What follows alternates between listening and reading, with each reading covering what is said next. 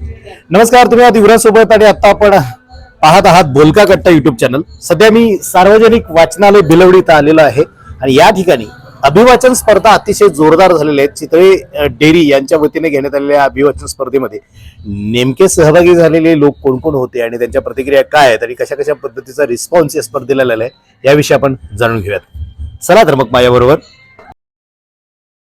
Kakasaheb Chitale foundation आणि radio orange कडून ही अभिवाचन स्पर्धा घेण्यात आली होती। या स्पर्धेमध्ये सांगली तसेच कोल्हापूर जिल्ह्यातील कलाकार सहभागी झाले होते। या स्पर्धेत सहभागी संघांनी अतिशय कष्टाने सराव करून आपल्या संघाचे सादरीकरण अतिशय उत्तम केले। विविध वयोगटातील आणि विविध भागातील कलाकार सहभागी होत ही स्पर्धा यशस्वी झाली। नमस्कार, बोलका कट्टा युट्यूब चॅनलवर तुम्ही आहात युवराज सोबत आणि आता मी आहे बिलवडी इथं।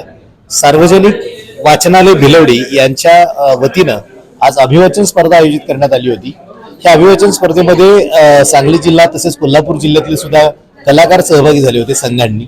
तर ही अभिवाचन स्पर्धा नेमकी काय आयोजित करण्यात आली होती आणि या स्पर्धा आयोजित करण्यापाठीमागे नेमका कोणता उद्देश होता याविषयी जाणून घेण्यासाठी आता माझ्याबरोबर एक वाचनालयाचे संयोजक कवडे सर, काय सांगाल या स्पर्धेच्या माध्यमातून आज आपल्याला कोणता हेतू साध्य करता आला? भिलवडीमध्ये 85 वर्षापूर्वी स्थापन झालेलं सार्वजनिक वाचनालय भिलवडी नावाचं एक खूप सुंदर वाचनालय आहे।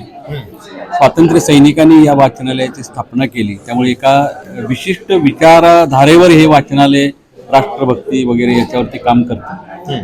या वाचनालयाचा अत्यंत महत्त्वाचा उपक्रम म्हणजे या वाचनालयाच्या वतीने दर महिन्याच्या 1 तारखेला वाचन कट्टा नावाचा एक उपक्रम संपन्न होतो।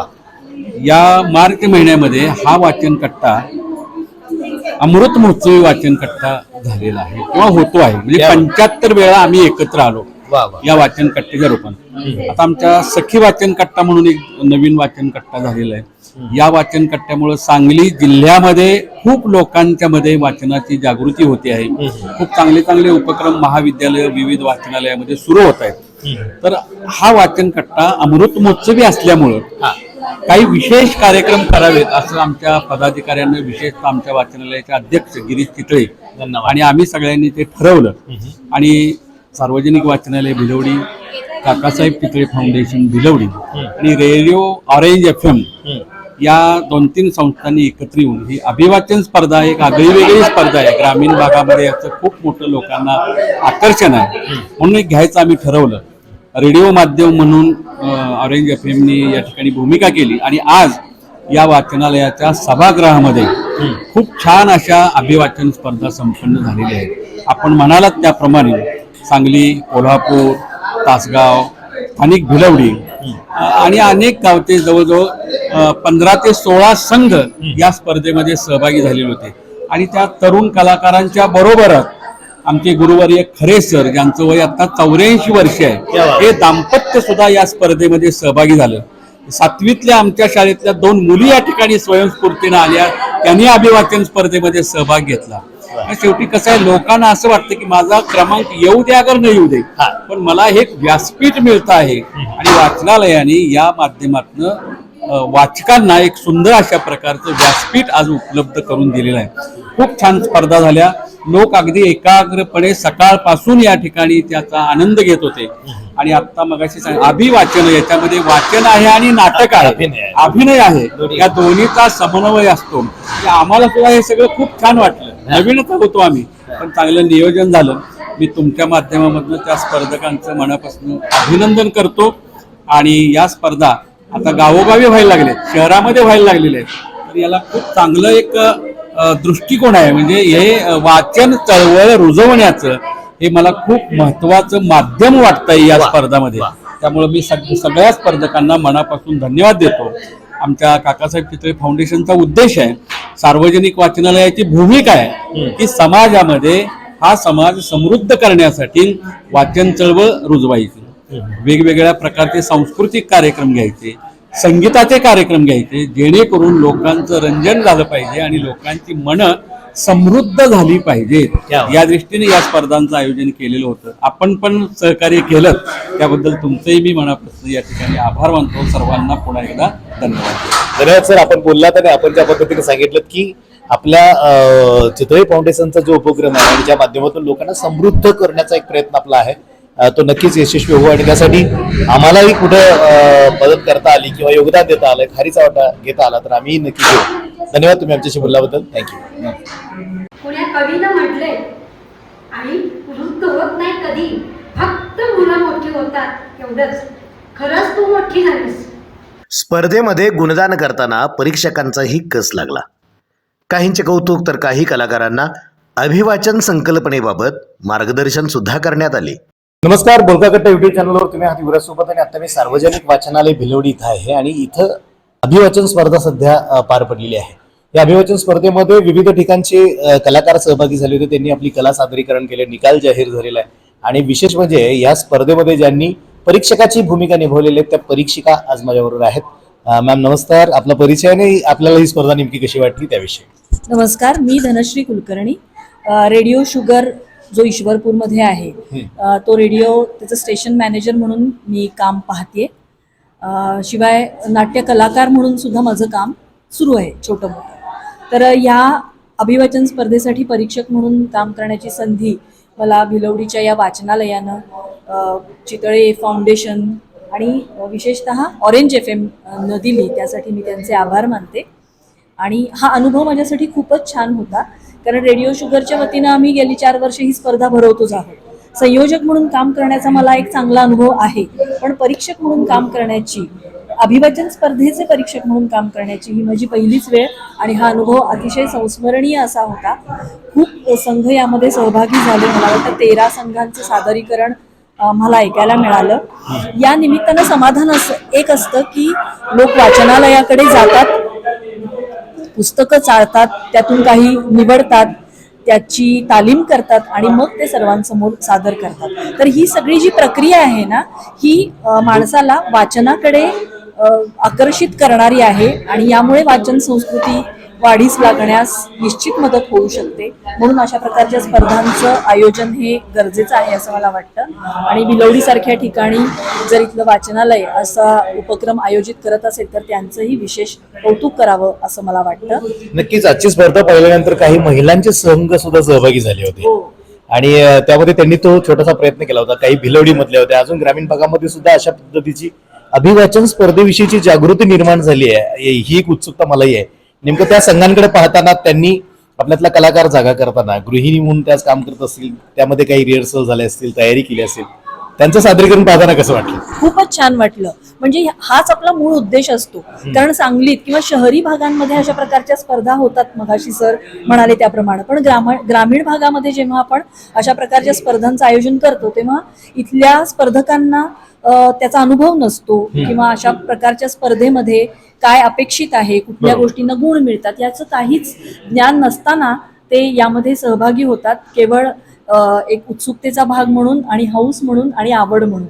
यामुळे त्यांचं खूप कौतुक वाटतं आणि कुठल्याच प्रकारचा अनुभव नसताना अशा स्पर्धांचा ते जेव्हा अशा स्पर्धेत भाग घेतात तेव्हा तो जो एक निर्मळपणा जाणवतो ना त्यांचं सादरीकरण ऐकताना, तो मनाला भावतो. आणि त्यामुळे भीती नसते त्यांच्या मनात, एक त्यांना पण निर्मळ आनंद घ्यायचा असतो हेही जाणवतं. आणि याच पद्धतीनं काकासाहेब चितळे फाउंडेशनचा जो सध्या उद्देश आहे की प्रत्येक व्यक्ती समृद्ध झाली पाहिजे, त्याला आनंद मिळाला पाहिजे, साहित्यिक आनंद घेता आला पाहिजे आणि तो या स्पर्धांच्या माध्यमातून आज सफल होतोय असं आपल्याला वाटतं. अगदी अगदी बरोबर आहे.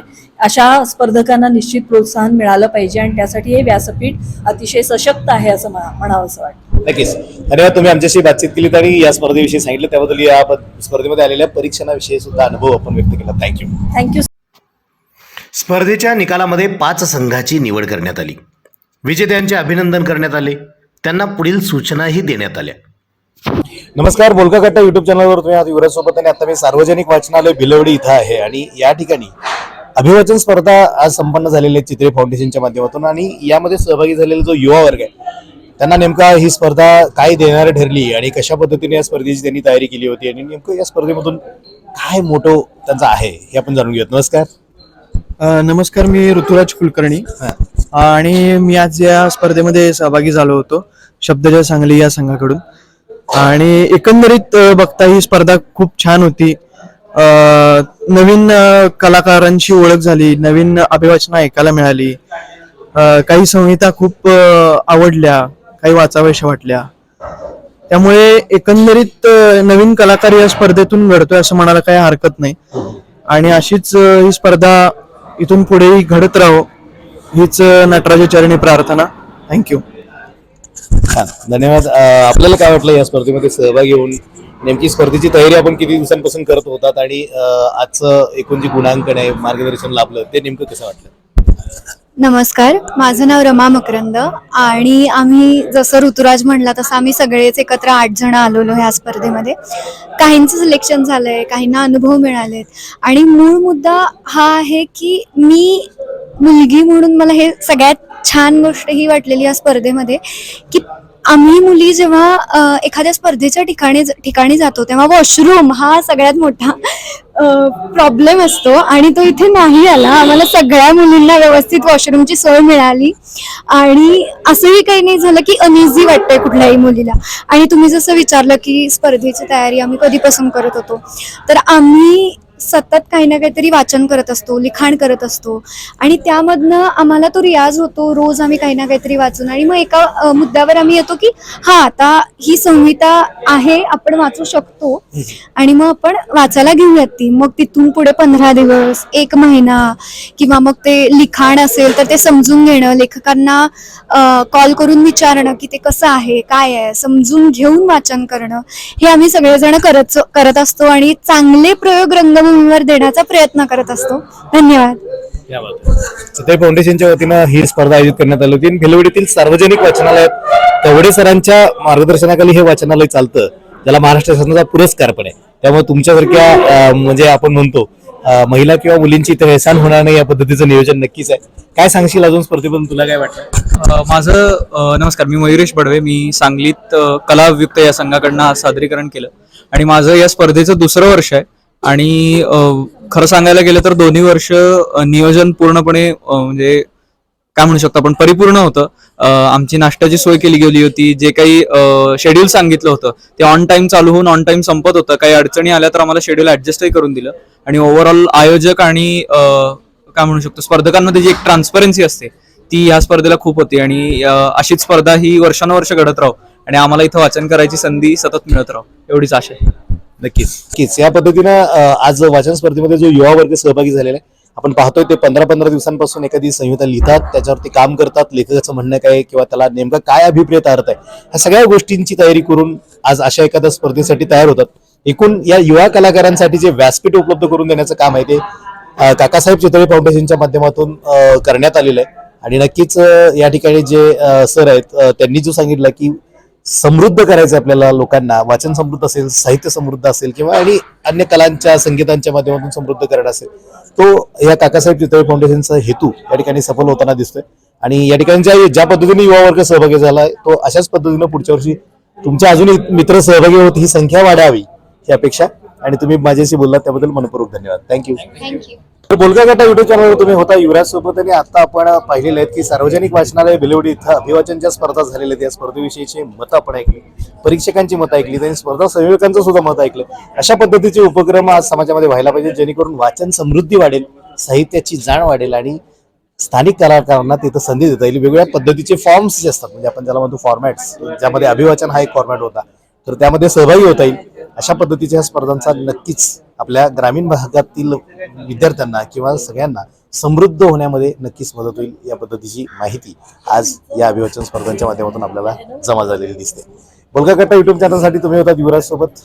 हा चॅनल तुम्हाला आवडला असेल तर लाईक करा, शेअर करा आणि सबस्क्राईब करा. थँक्यू.